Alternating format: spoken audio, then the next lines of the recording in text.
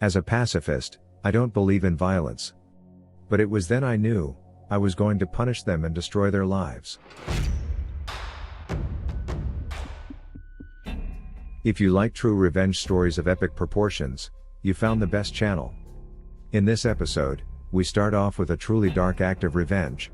An old lady who has been put up with years of abuse, has zero mercy for her dying husband and his last wish. Secondly, a doctor cheats and feels the vengeance of his wife's sister. Followed by an abusive freakboy who gets hacked and loses heart. Lastly, a heartbreaking story about a man taking revenge on his wife, who cheats on him with his close friend. Before we start, give your homeboy Royal A.I. some sugar by liking this exceptionally thrilling episode. The last one is for the loyal viewers, best for last. Now, let's dive in. Naturally, viewer discretion is advised. These revenge acts might be disturbing to snowflakes. My grandmother-in-law shared this story with me and my wife last night. This story involves quite some disturbing thought. My grandmother is fairly wealthy. Thanks to family money and a few good investments, she built up her inheritance to what it is now. Due to never having to work and enjoying the finer things in life, like a bottle of white wine a day keeps the doctor away. She had the circle of friends that were quite wealthy or successful themselves. It's like a cliché from a movie. This story involves one of those friends she had. I will call her friend Maria and her husband will be named Joseph. Maria and Joseph were long time married. They started with a small furniture business. Maria was the salesperson and Joseph was responsible for buying the new collections. While Maria had to stay in the country and keep an eye on the shop and the kids, Joseph could venture trough Europe in the search of new, cheap but nice furniture to flip with a good profit. It all started fine. Kids were growing up and the shop got quite successful. Eventually becoming one of the biggest ones in the country. This thanks to mutual effort of Maria and Joseph. However, dark clouds started to form in their marriage. Joseph wasn't only looking to score furniture, he also scored loads of women in other countries. Leaving Maria alone for weeks while he scored a few couches and sexy timed on some as well. This is the pre-digital era, so there were no mobile phones yet. Only the promise to send a letter once in a while. During their life together, Joseph would cheat on Maria every time he saw the chance. After a while, he didn't seem to care anymore if Maria knew. Would even bring his mistresses to the home city, to spoil them in fancy restaurants. Note, this was a different time. Women rights are established now, but this wasn't so back then. When Maria decided that it was enough, the abuse began. Mentally as physically, he started to abuse her for a long period in their marriage. She couldn't leave him because of the kids, her lifestyle, the business, and he knew this. So she endured, and every time she decided to fight back, there were painful consequences. He was the man, even having sexy time with her without her permission, just to establish his rights as the man. Later in their life, they are becoming elders, gave the shop to their kids and retired. Decided to take it easy. Maria long lost her interest already in Joseph but still couldn't leave him. When money is involved, people tend to endure a lot. And, Joseph got sick, really sick. A combination of Parkinson and cancer. Eventually ending up in a wheelchair. Maria, like every good old wife, decided to nurse him till she couldn't do that anymore. In my country you have something like euthanasia. If you still have a good mind and you have a lot of pain, you can go to the doctors and the notary. They'll draft a paper for whenever you cannot care for yourself anymore. This way you could commit legal suicide, simplifying terms. Crucial side note, it's important to add that the spouse has to keep the official letters and make the final say, because the person involving this often doesn't have the correct mindset anymore. And thus, her revenge began. Joseph got worse. Joseph had to go to the hospital and his cancer started to infest his body. He was a shade of his former self. Having pain all day and morphine could only help so much. Even though he was in the hospital for weeks and weeks, enduring the pain, he started asking for the euthanasia papers. He began to beg to Maria to hand these over and make the pain go away, to finally make it all stop and rest. She would simply smile and said no. Which papers? The first week he got in the hospital, she already burned the papers. For weeks to come, he begged to die. For weeks Maria was at his side and simply said no, maybe tomorrow. Slowly watching her husband fade away.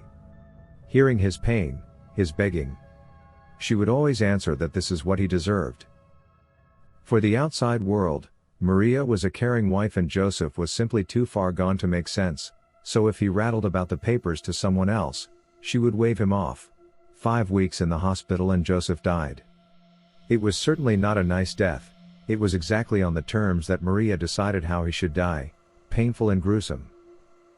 Maria got her revenge on her husband. Giving him hope that it could be his last day and the pain will end, but crushing it every day again as well, to let him suffer in a cancer-infested body and to die on her terms, slowly. This revenge took place in the Philippines. Laws are different here from other first world and Western countries. It's a conservative and Catholic country, so marriage and married life is held sacred. Any idea of divorce or separation of spouses is frowned upon by most traditionalists. We are basically the island version of Texas and Alabama, where there's lots of hardcore Bible thumpers. This story is about my sister. I am an only child but grew alongside plenty of cousins, whom I consider my siblings. It happened a few years ago, when I was about to go to college. My sister and her husband have been married for a year or so by then, but haven't had much success in conceiving a child. We live in a Southeast Asian country and surrogacy isn't legal for some reason, so that option was not in the cards for them. They talked about adopting, but both of them really wanted a child of their own. Anyway, after a few months more of trying they decided to just postpone it for a while, considering they're still young as both are in their early 30s. They instead decided to focus on their respective careers and travel whenever possible. All in all, they were having a great life. On the outside, that is. About a few months later, my sister noticed a few things, nothing too drastic. Like her husband would receive these late night calls. Her husband is a doctor and he would go to the other room to take it, he was always clearing the history in their shared computer at home, him having to work overtime way too often. She asked me and some of our cousins on what to do. At the time I was dating a guy pretty tech savvy, so I asked him for help. Within 2 days we had his Facebook, Gmail and Instagram account. We found nothing. I thought, okay, weird, maybe my sister was being paranoid. Then I had a thought, what about his Viber Messenger? After a bit more digging, we were able to get hold of his Viber account and boy did we find things. This poop hole has been cheating on her for almost half a year. We found dozens and dozens of messages between him and some girl. In one of the messages the girl even admits that even though he is married, she loves him and likes the thrill of being with a married man. Revealing this information and being confronted by it, made me feel sick. The girl was just a few years older than me, in her early 20s. They're even exchanging nudes with each other and talking about their little sexual rendezvous. I was absolutely heartbroken. My older sister always wanted a family of her own, and this bootyhole whom she thought was the love of her life, had just did this to her. I told my boyfriend to save all of it in a hard drive and log out the accounts. I was hesitant at first to tell her, but I knew she deserved the truth. A few days after debating it with myself, I finally showed her everything. As expected, this broke her. She cried and cried. I was crying along with her as I didn't really like seeing her like this. After hours of both of us sobbing, I decided to try and convince her to take revenge. My sister was never the vindictive type. She was often the timid girl who let people get away with everything, because she didn't like confrontation. She was heavily bullied for this during her school years according to our other cousins that were her age. I told her of my plan. She wasn't really planning on revenge, she just wanted to file for an annulment. Divorce isn't legal here, but I knew someone had to teach that jerk not to mess with our family. I told her to pretend everything was okay and that she was oblivious to his cheating. It took a good amount of coaxing but she finally agreed. I decided we needed to catch them in the act, because despite the overwhelming evidence, I had a hunch they would deny it. A week later my sister called me and told me that her husband messaged her from his work. He told her that he might work overtime again at the hospital, and would just be sleeping at their condo that was about 10 minutes away. She said sure and called me almost immediately. I smiled and told my sister to meet me at the restaurant across the condominium where her husband would be. I arrived there alone and a few minutes later she arrived. Lucky for us, their condo unit was outfitted with CCTV cameras. We were able to watch a live feed on our phones and computers. Her husband was not fully aware of this, since when they got the condo, it was my sister who took care of outfitting the unit with furniture and stuff. He only signed the paperwork with her at the beginning and rarely had a hand in it.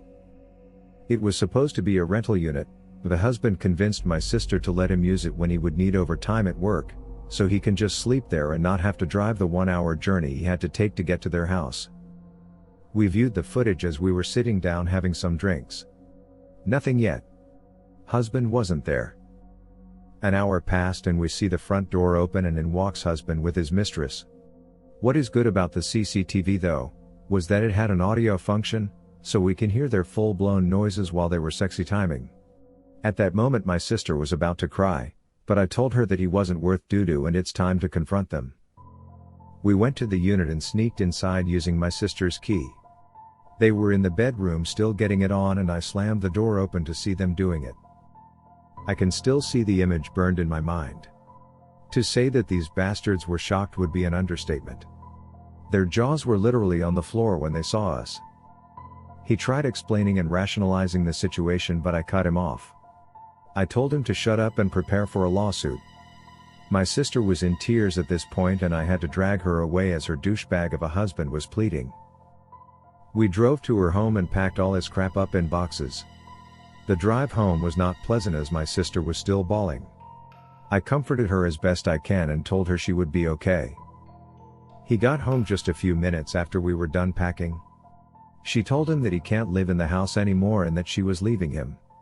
He said nothing, knowing my temper and the fact that if he tried lying, I would have his head then and there. He proceeded loading his things in his car. This is not the actual revenge, we're just getting started. The next day, I got the evidence from the hard drive and sent it to the board of directors of the hospital he worked in, the medical board, all his colleagues, friends and family. I also sent out the evidence to the woman's family, friends and to her boss and colleagues. The fallout was glorious. They both lost their jobs, husband even had his license revoked and his parents disowned him. One of our cousins was a lawyer and helped our sister sue him and the woman for concubinage. This is a legal term for adultery. She won the case, was granted an annulment and she got most of their assets in the separation, the house, the condo, cars and money. Her husband got a bit of money, but he had to pay a hefty price for the lawyer since his parents refused to help him. I don't recall how many years they had to serve in jail, but since neither can afford bail, they would be spending a lot of time in a facility and have a permanent criminal record when they get out of jail. My sister is fine now. She's still healing from all that crap and is in a better headspace now. This story starts with Christy, my best friend since junior high. She's like a sister to me, sweet loving soul, but has a tendency to be taken advantage of. The opposite of me, I'm a sick vindictive person, some might say. Make your mind up after I told you about these following events. She started dating this guy Bruce a while back, maybe a year ago. I don't really know him, but I remember an encounter with him a few years back. First time I saw him, he sat next to me in the bus, saying what a skank Christy is, saying he knows her since elementary school but that she went off to another middle school afterwards, the same one I went to. I barely knew the guy and told him to lay off, telling him she's my best friend and I'm not gonna stand for it. Later I got off at my stop and thought that would be the end of that, just some random jerk. Nope. Big nope. Couple years later, Christy starts hanging out with this friend, being very vague, saying I don't even know him and such. Finally she gives in and tells me that she's been seeing this guy called Bruce Jerky. So I find him on Facebook, do a bit of detective work. He's a cook in a local restaurant, likes comics and airsoft, typical kid, nothing too sketchy about him. The first few weeks of Christy's relationship go fine, all lovey-dovey, nothing out of the ordinary. But then the complaints come rolling in. He's short-tempered, super jealous, He said if you try anything stupid with me, he'll kill you. All those were huge red flags, but I guess both of us ignored it all first. It being her first boyfriend, I didn't want to ruin it for her, but I was cautious. I started with a bit of a background check, talking to his friends and trying to get a non-biased opinion on him. Later at a party I met this guy John. I asked him where he knows Bruce from, since he lives quite far away. Turns out Bruce was John's brother's neighbor and that he spends his summers there. While we were talking, Bruce comes up and John told him that he's going to party with me. Bruce retorts that he hates me, he'll kill me and that I want to steal his girl. Quick strange escalation, but okay mate, I got better things to do than steal your girl. John also tells me some vital info. He told me that Bruce is probably the dumbest person alive and he's thinking about moving to Quebec, but that he can't speak a word in French. He's in luck, because I study French philology at university. I'm starting to get fed up with Bruce's BS, not only what I heard from John, but mostly the way he treats Christy. She deserves a proper boyfriend and should dump him. I call up Christy to go grab a beer and just chat. I use this time to try to talk some sense into her and tell her that if they are serious about moving to Quebec. I added that I could offer Bruce some French lessons so he at least knows the basics and offer him a truce, that I have no intentions of stealing his girl and so on. He accepts and so begins my revenge plan. We meet up the next day in the cafe and I try to teach this, I cannot stress this enough, idiot some basic French. Now all of this is just a cover for me to gain his trust. This goes on for a few weeks and then comes a lesson like any other, except I arrive a bit early and I'm messing around on my computer. Bruce comes and asks me what I'm doing. I'm working on a bootleg Instagram app that lets you download pictures. I show it to him on my phone and he loves it and asks me for a copy. I tell him that I have a better, more stable version on my laptop but that I have to compile it. Wink wink, what I'm actually doing is adding a RAT, remote access tool, with a keylogger and stuff to the app.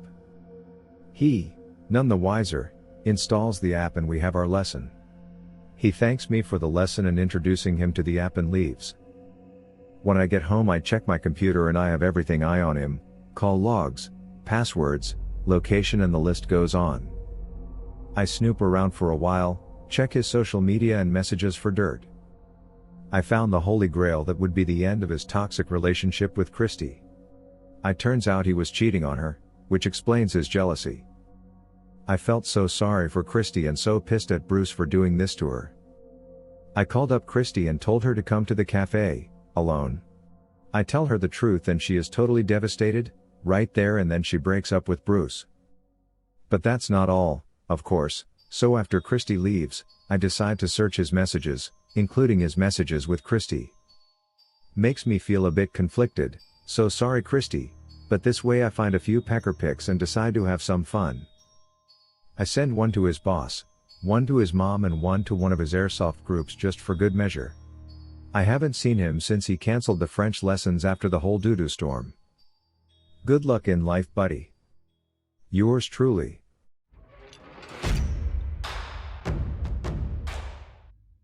This story took a long time to unfold and come to its final conclusion, so now I can finally tell it.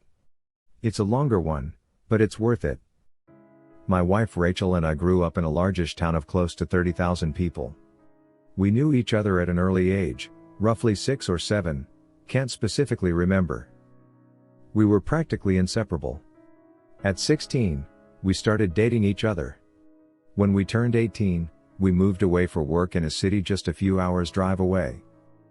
By 20, we were married and had bought our first house. At 22, we discovered that she was pregnant with a boy. It was then disaster struck. About 5 weeks before she was due to go on maternity leave, a large shelving unit collapsed and crushed her. I was told that both her and our child were killed instantly. 2 of her colleagues had also been injured in the accident, one left paralyzed, the other losing his leg after it had to be amputated. The company she was working for had, in a cost-cutting measure, decided to continue using old shelving that had been written off as unsafe instead of replacing it. I still haven't forgiven those executives and management personnel that made that decision, because they cut short the love of my life as well as killing our unborn child. It wasn't long after I was told I had a choice on how to proceed with what her company called compensation, but I called it blood money. They wanted to settle out of court to avoid a lawsuit. I, on the other hand, was out for their blood. Just to clarify here, this is not the revenge, this is the backstory. Fortunately, due to the coverage that it got, and involving several politicians, the case was settled quickly in court, roughly 3 years, in which the payout for all parties was close to 10 times the amount that they had initially offered. A lot of fines were given to them for breaches on work, health and safety, executives were sacked, others were jailed, etc. A story for another time maybe, when I feel comfortable sharing. At this time, I was still working my job in telecommunications. My mother, bless her soul, had moved in while all this was happening to help me. I think I would have fallen apart if she hadn't been as involved as she was. It was around this time, I was offered a promotion, but it involved a lot of travel around the state. I made a request to have an office in my hometown's branch, as I wanted to not only take care of businesses in the state, but in my hometown also, as there was no business representative located there, to which they agreed. After a few months, we settled into a routine of 1 to 2 weeks in the city office, 1 week in my hometown and 1 to 2 weeks visiting the rest of the state. After a year, I decided to buy a house in my hometown, so I wasn't having to stay at my parents' place every week or so, that I was home and that I could come and go as I pleased. This is important for later in the story. My apologies for the longer backstory, but it builds up.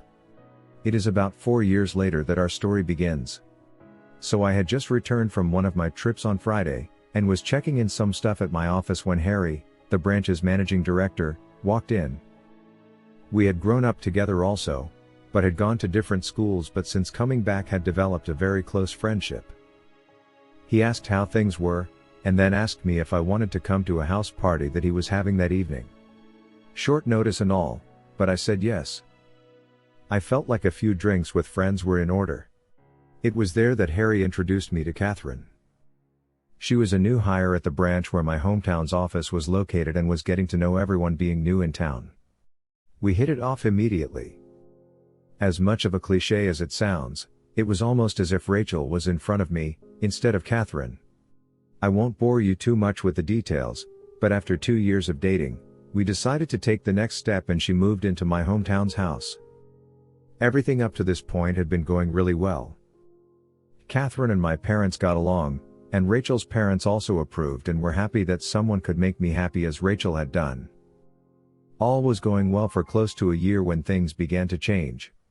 Skype sessions were cut short suddenly. Neighbors would tell me about how a car, described to me like it was Harry's, was always seen parked in the back alley near my house whenever I was away. Some clothes that weren't mine were in my wardrobe. All signs pointed to her cheating, but she said that nothing was happening. She said that Harry would come over occasionally to discuss business, but never stayed the night. I chalked it up to me being paranoid and continued on as if nothing was wrong. But there was always this feeling that something wasn't right. It was close to 6 months after that I discovered that she had been lying to me. I had just finished closing a rather large contract with a new company, and negotiations had wrapped up earlier than I had anticipated. So instead of sticking around for the next few days, I decided to pay for an early flight home and surprise everyone. Fast forward a few hours. I drive into my hometown and down the alley behind my house, so that I could get into the house without being seen and surprise Catherine. Some part of me was curious, however, as to whether this mystery car was there. Sure enough, there was a car that was blocking the back entrance gate. I was confused for a moment, wondering if it had just been a neglectful neighbor parking, only to realize that it was indeed Harry's car. If it hadn't been for the high hedge line that I had put in a few years back for privacy, I may have well driven past my own place. Pulling up behind his car, I got out and thought it was strange that he was there so late, as she claimed that he always had left by now. As I approached the back of the house, I saw something that made my stomach drop. In my kitchen, Catherine and Harry were going at it hammer and tong. I froze. Time stopped. There was my close friend, having sex on my kitchen bench with my girlfriend. I didn't know what to do.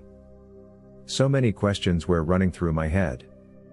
Was this real or was I dreaming? Why were they having sex in my house? Feeling defeated, I turned and left without them seeing me. I sat in my car for what felt like an eternity. I was crying hard. But the sadness quickly turned into anger. The same kind of anger I felt towards those that were responsible for Rachel's death. I wanted to hurt them badly. As a pacifist, I don't believe in violence. It was then I knew I was going to punish them and destroy their lives. And what better time to start than now? I moved my car back up the alley, far enough away from my driveway that I could still see Harry's car, and then walked back to the gate where I could see into the house, and called her phone. They were still going for it when it rang. They both looked at the caller ID and did a double take when my name came up. I could see that she was considering answering it and they let it ring out. After a few moments they were back into it again and I dialed once again. This time she did answered. As she was answering I hung up and made my way back to my car.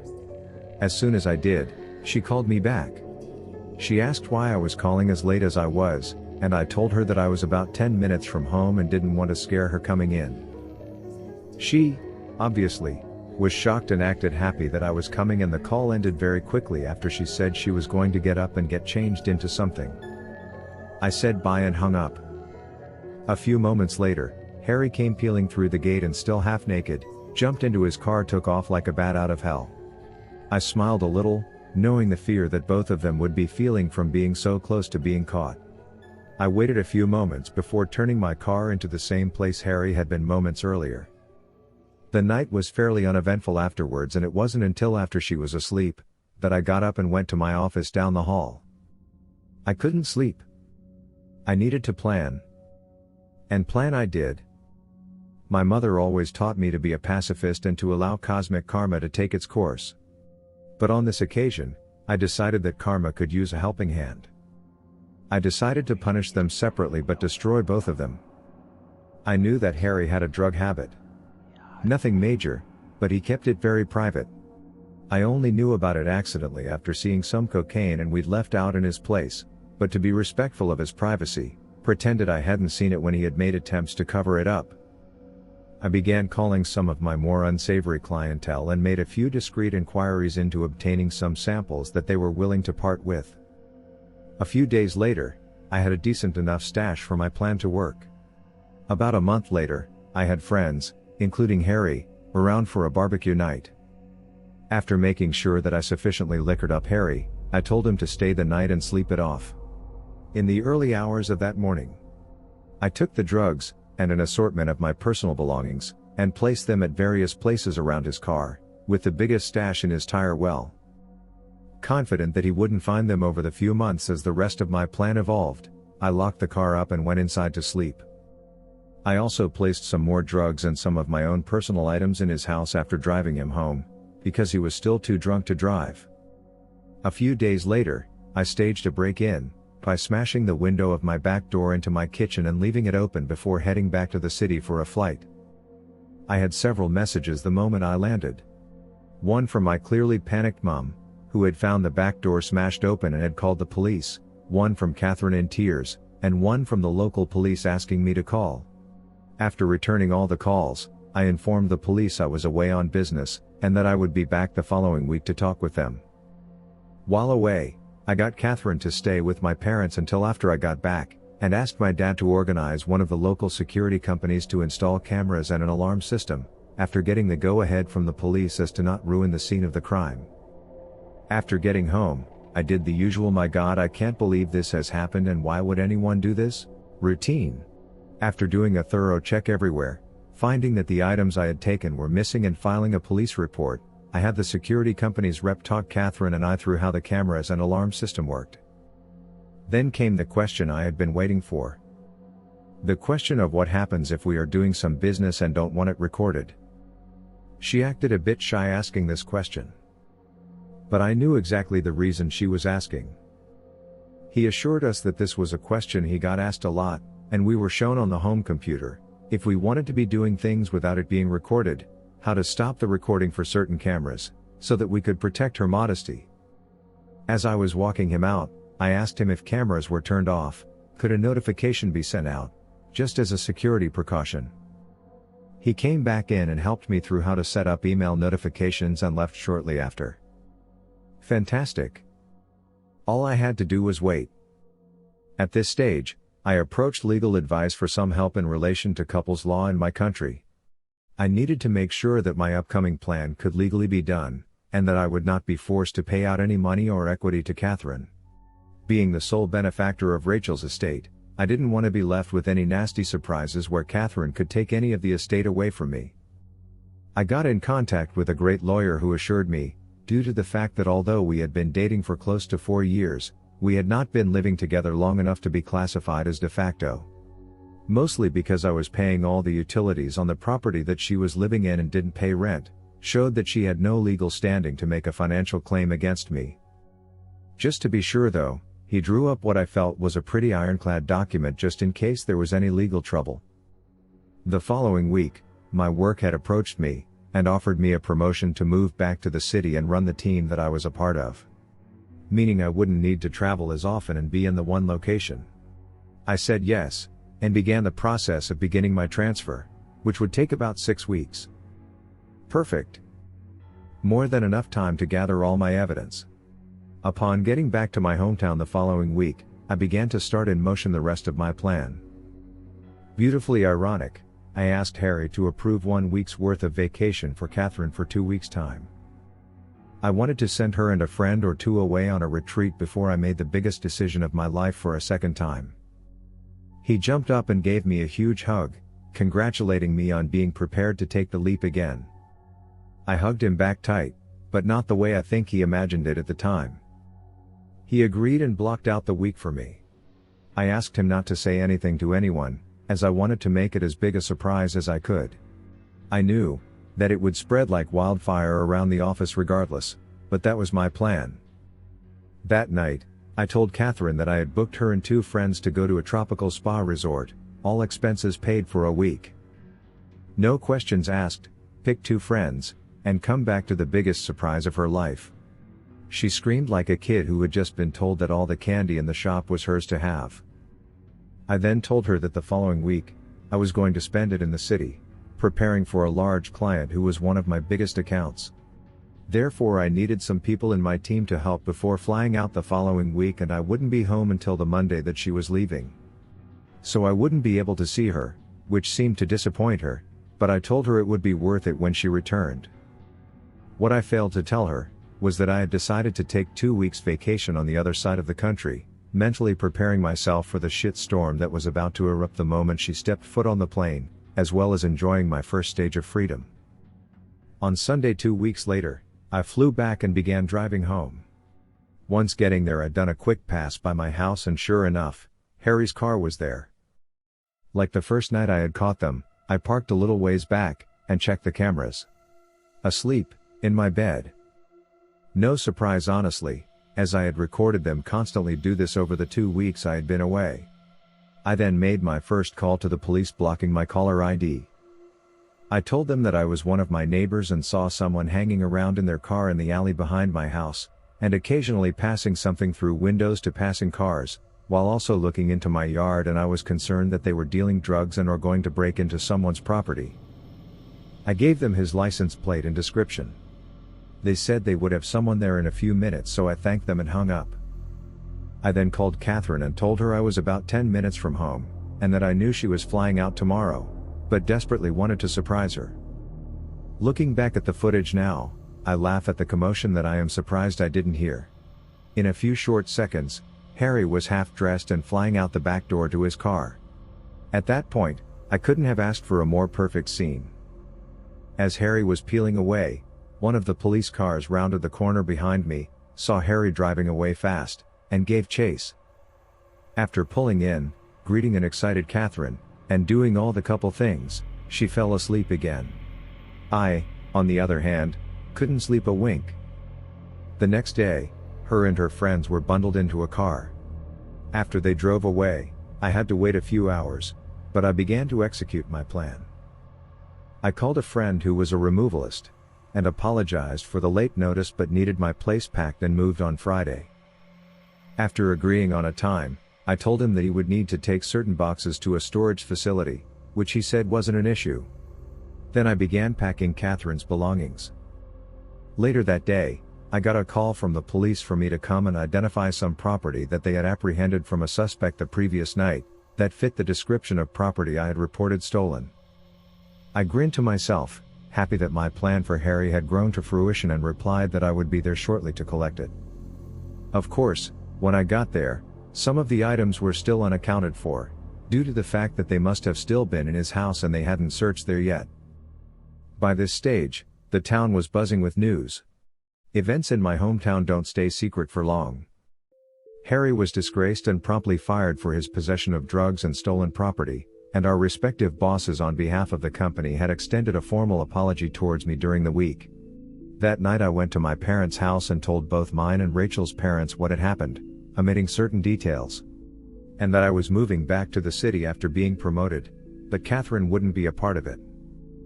They were pretty upset initially, that I hadn't let them know what was going on, but were happy that I was handling everything maturely and hadn't sunk to their level. Though they didn't agree with ghosting Catherine, but after some drinks, laughs and tears, I went home. On Friday afternoon, after a busy week of organizing cleaners for the following week, the real estate to put my house on the rental market, and various other tasks at my hometown's office, I packed some things into my car, and drove to my parents' place and said goodbye before the drive. Before leaving, I went to Becky's house. Becky had been one of Rachel's closest friends growing up. She was the only other person who knew what was happening, minus the details about Harry. Without her help, I wouldn't have been able to organize everything as quickly as I had. I gave Becky a large manila folder with my gathered evidence of her cheating, as well as the letter and a few other legal documents from my attorney stating that she was ordered not to contact me, and the details of how to access her belongings located at the storage unit I had rented out. After a quick goodbye, I left and drove back to the city. On Sunday, I woke up to several missed calls, voice messages and text messages. Turns out, Catherine had come home early after being alerted to something being afoot in town, only to find an empty house and a for rent sign out the front. Freaking out, she had gone to my parents, who closed the door on her the moment that they answered, forcing her to call everyone until she managed to somehow be contacted by Becky and told that she had a package for her. I was told that she didn't take too well to that, as I fully well knew at that point from the numerous angry texts and voice messages from her accusing me of setting up Harry, of being deceitful, etc. I was worried that she might show up at my front door, but nothing ever happened. 5 weeks later, after leaving and been promoted, I'm sharing this with you, dear listener. I don't regret doing what I did to him, as he knew both Rachel and I growing up, and knew how hard it was for me to pick up my life after she died. For those also asking if I am worried about Harry finding out and pointing the authorities in my direction, I know that he doesn't watch Royal A.I, because he's a snowflake for sure. As for Catherine, people have questioned why I didn't do more to her, or why I stuck around for as long as I did. Honestly, I almost did kick her out after a few days, but I wanted to gather evidence and show proof of her cheating so that everyone she knew would know what she had done. She is a major socialite, her words, and I knew by exposing her it would kill her reputation. As for what happened to her, I have been told that she moved to another state just recently after being transferred. From the people I have spoken to today, she was put mainly on administrative duties before her transfer, as there was quite a bit of backlash after the rumor mill made its way around town. Thank you for enjoying this episode, which was made with artificial love. Subscribe or give Royal A.I some sugar by avenging the like button. Could you imagine doing one of these acts yourself? Share your experience below. I'll join the conversation.